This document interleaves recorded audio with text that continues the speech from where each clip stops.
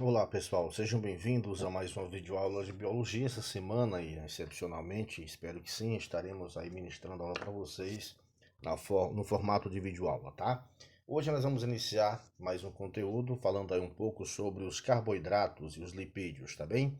Nesse primeiro momento nós vamos falar um pouco sobre os carboidratos e na nossa próxima aula a gente complementa falando a respeito dos lipídios, tá bom pessoal? Então foco na videoaula. Quando a gente fala de carboidratos e lipídios, né, algumas perguntas de fato vêm na nossa cabeça, né? Que funções os nutrientes, né, desempenham em nosso organismo? Em que alimentos podemos encontrar, né, carboidratos e lipídios? Então, quais os problemas que a ingestão excessiva dessas substâncias pode provocar? São questionamentos que no decorrer da nossa videoaula tentaremos, né, transmitir para vocês essas informações, tá, pessoal? No primeiro momento, quero que fique claro para vocês, né, o que é um carboidrato, tá?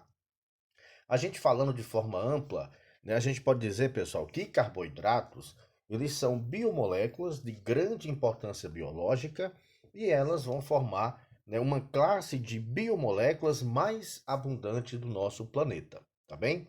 Lembro para vocês também que essas moléculas são formadas fundamentalmente por carbono, hidrogênio e oxigênio.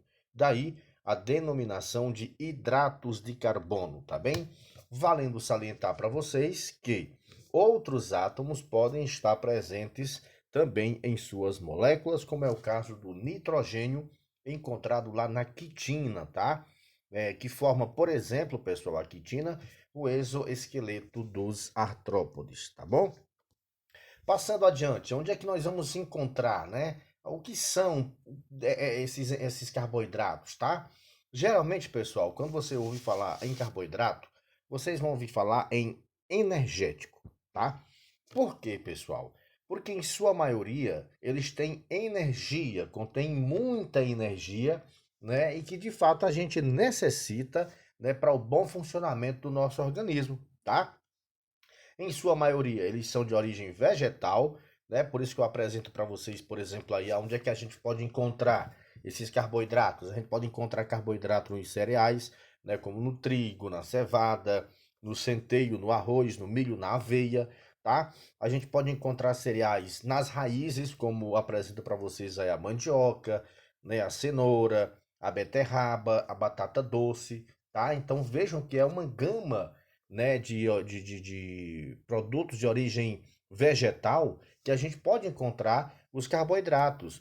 Olha aqui, ó, nas leguminosas, né, nesse grupo que se enquadra, por exemplo, o feijão carioca, o feijão branco, a gente vai encontrar o que? O grão de bico, a lentilha, né, as ervilhas. Então vejam que nesse grupo das leguminosas, né, tem muito nutriente, eles têm muitos carboidratos, tá?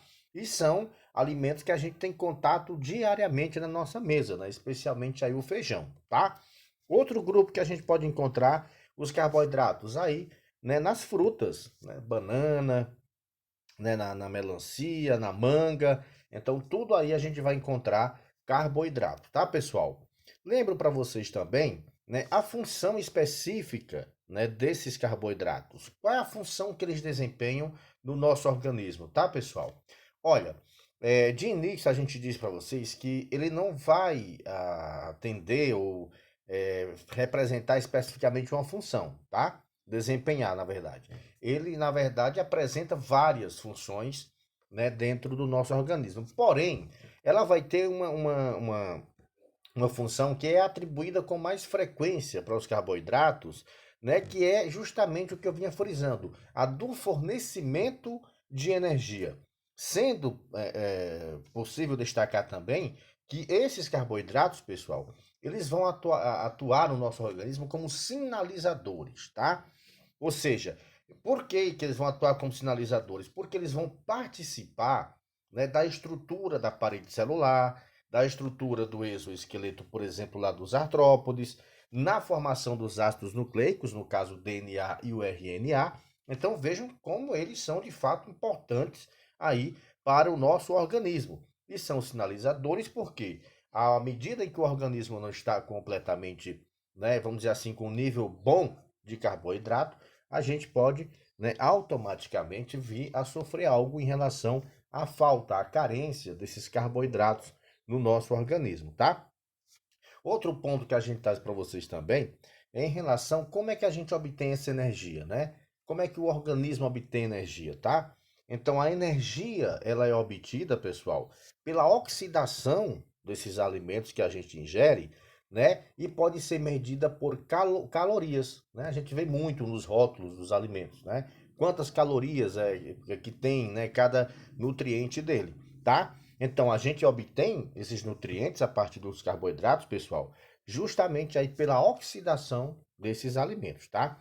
E a gente utiliza para medir essa energia gerada pelo alimento, a gente utiliza a unidade quilocaloria, que é a cacau, tá? E vai equivaler a 1.000 calorias, tá, pessoal?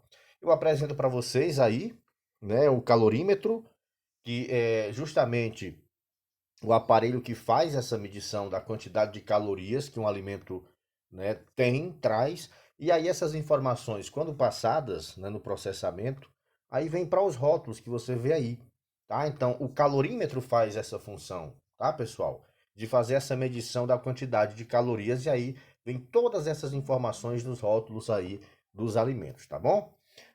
Olha, como tudo, né, que a gente estuda na biologia, os carboidratos também, eles podem ser classificados, tá?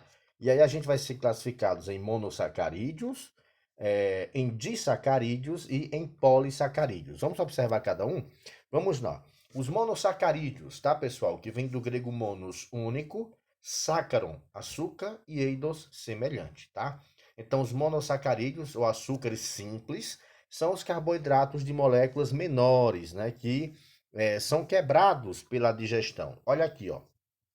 Eu apresento para vocês o composto mais utilizado, né, por nós seres vivos como fonte de energia, que é o monossacarídeo, fabricado justamente aí pelos vegetais por meio do processo de fotossíntese, sendo essa armazenada na forma de moléculas mais complexas. Então, eu apresento para vocês aí a glicose, pessoal, tá? Ah, professor, mas é porque... E a imagem é só isso? Sim, é aí um modelo espacial, né, da molécula de glicose, porque como nós observamos aí, né, ela é fabricada lá nos vegetais por meio do processo de fotossíntese. Então, nós não vamos ter uma imagem desse processo. Nós temos aí a forma, né, o modelo espacial de como é que é composto a glicose, tá? Outro carboidrato, né, monossacarídeo, pessoal, tá bom? É simples, tá? No caso, monossacarídeo. É a frutose, que ela é encontrada geralmente no mel e também tem uma função energética, tá? A galactose, outro monossacarídeo, e aí quando ele se liga à glicose, ele vai formar a lactose, tá? Que é presente aí no leite, no queijo, e algumas pessoas inclusive têm reação, né, a esse carboidrato, tá? Então, né, a lactose. Então depois nós vamos fazer uma aula específica sobre isso, tá, pessoal? Vamos lá para os disacarídeos? Os disacarídeos são carboidratos formados pela união de duas moléculas de monossacarídeos, por isso que eles são disacarídeos, tá? Os principais disacarídeos são justamente a sacarose, a lactose e a maltose. Vamos observar o que é que tem aqui, ó.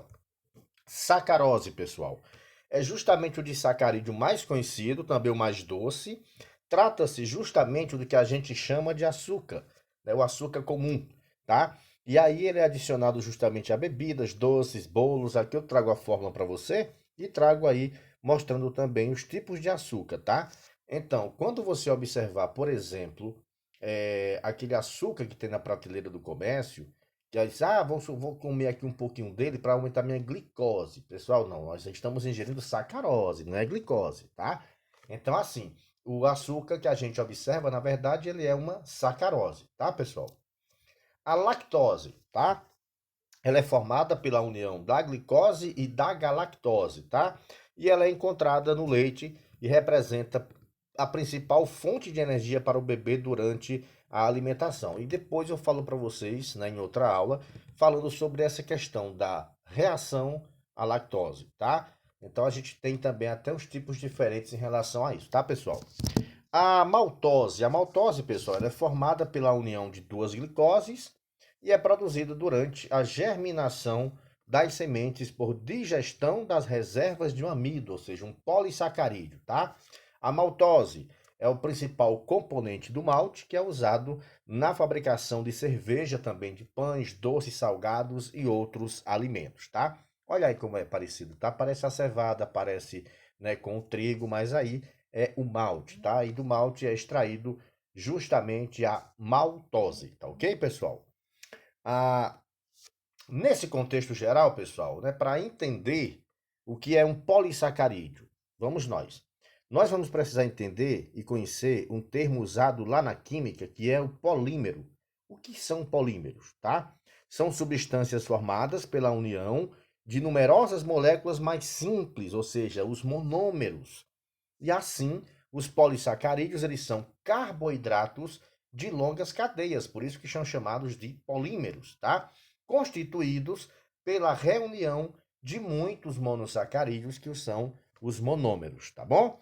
E aí aqui, nessa imagem, a gente observa, inclusive aí no livro de vocês tem, né, passando justamente as informações, né, que nós vamos ter, por exemplo, aqui a celulose, que é um polissacarídeo, tá? As reservas de amido que nós temos em alguns tubérculos, nos vegetais, também são polissacarídeos, tá?